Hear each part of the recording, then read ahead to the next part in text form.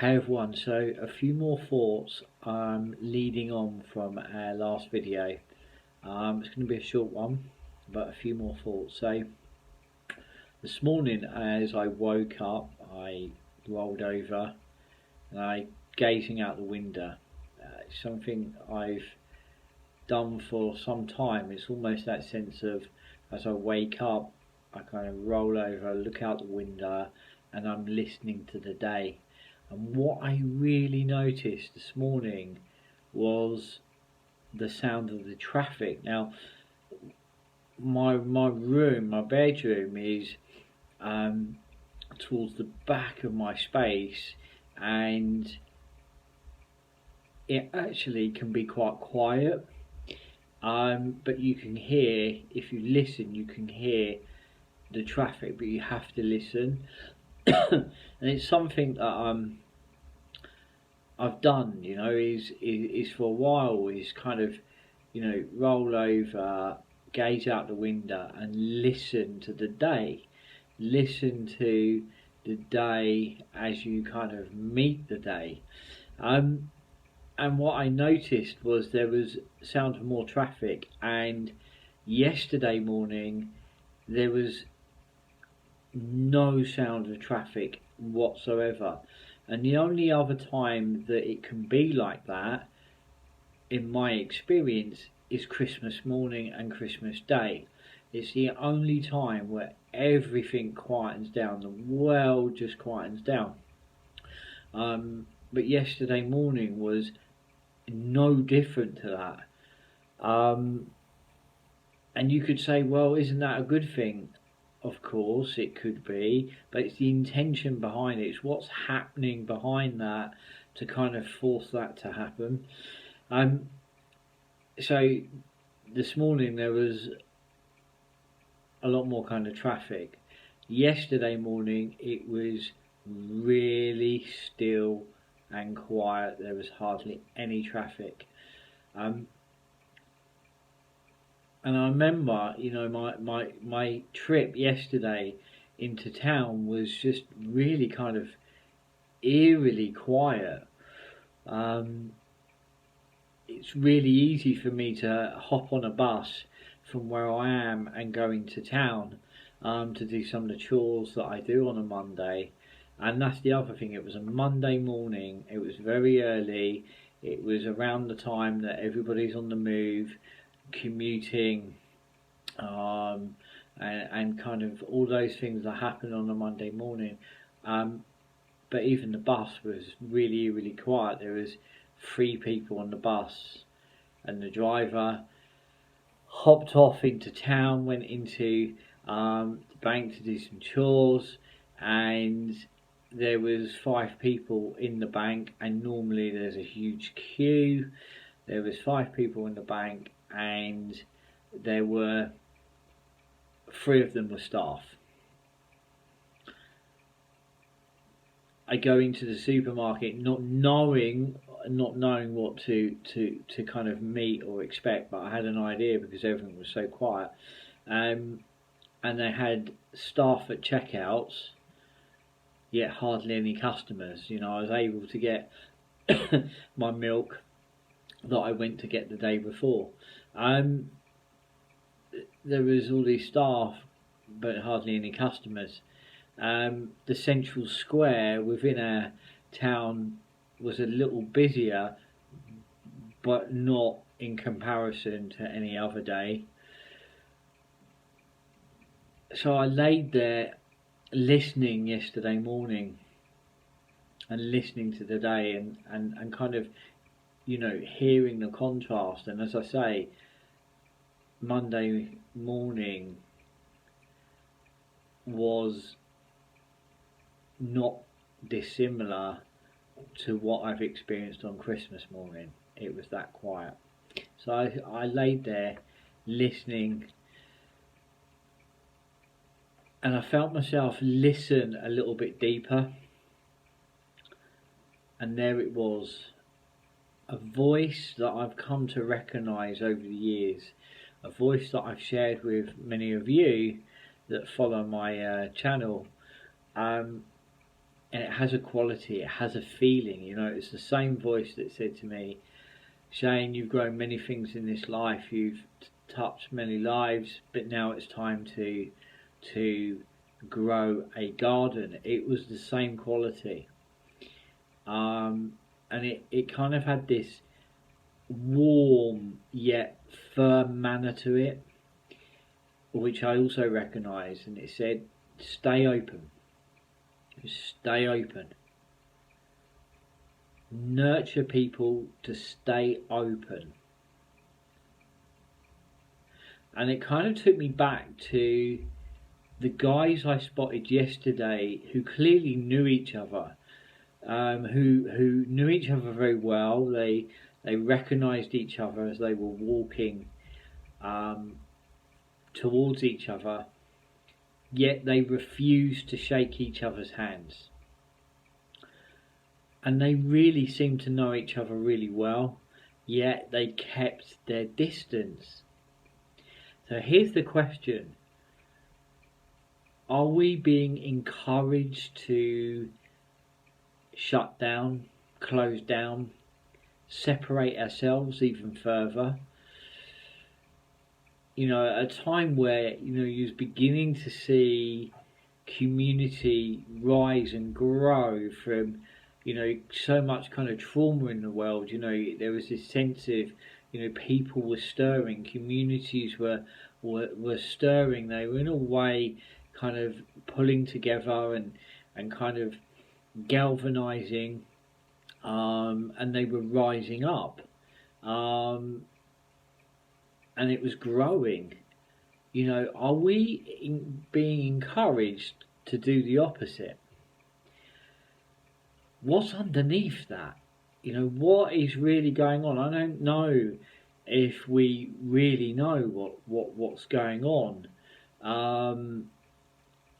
What is underneath that? What is fueling this kind of belief to stand so far apart, to separate ourselves and at some level isolate ourselves, and in a literal sense, what really is fueling that belief? What's underneath it? What is really going on? What's fueling that? Is it possibly fear? And if we look at fear is the opposite to love, and they both have a very powerful energy. They both have an energy. They both vibrate differently. One is open and reaches and connects, and one is separate and isolates us, literally. My thoughts, this kind of come from my thoughts this morning of, and in writing an Instagram post. My thoughts then drifted to a good friend who shares the knowledge and wisdom and the experience of crystals, and he was saying, they're revealing themselves in a very powerful way at this time. Again, what we're talking about is an energy and a resonance and a vibration.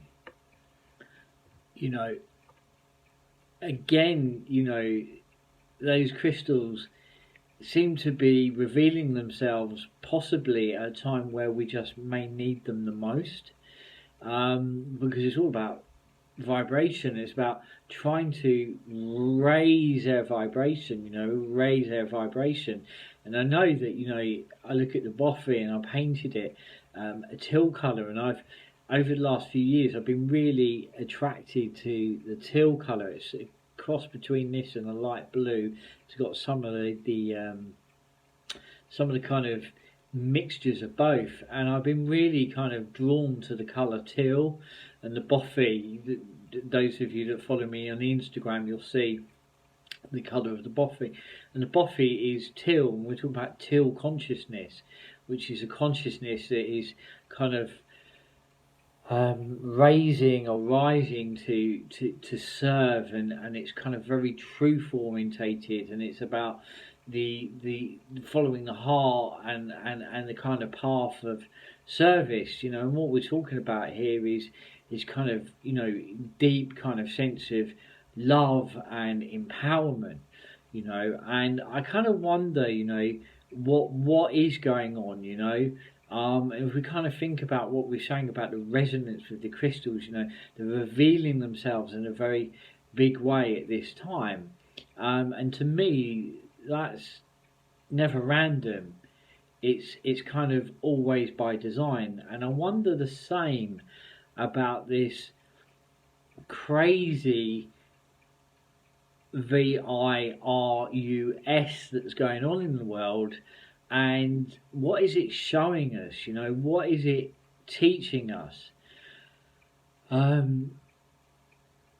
me, it's kind of over the last few days I've been kind of sitting there listening to my deeper self and what's going on around me, and that voice, and it's kind of showing me a choice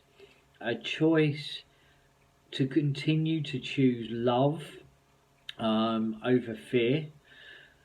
I think it's tempting, in a crazy and chaotic time, part of a natural response is to kind of step back, to draw inwardly, to separate ourselves from the world around us, and to kind of isolate ourselves, literally. And it is a natural kind of reaction to all of what's going on in the world, which is why I shared my previous video on the experience I had on Sunday. It's the chaos, and it's tempting in crazy and chaotic times to shut down and withdraw from decision making, from the world around you, from each other, to that kind of those situations and all that noise.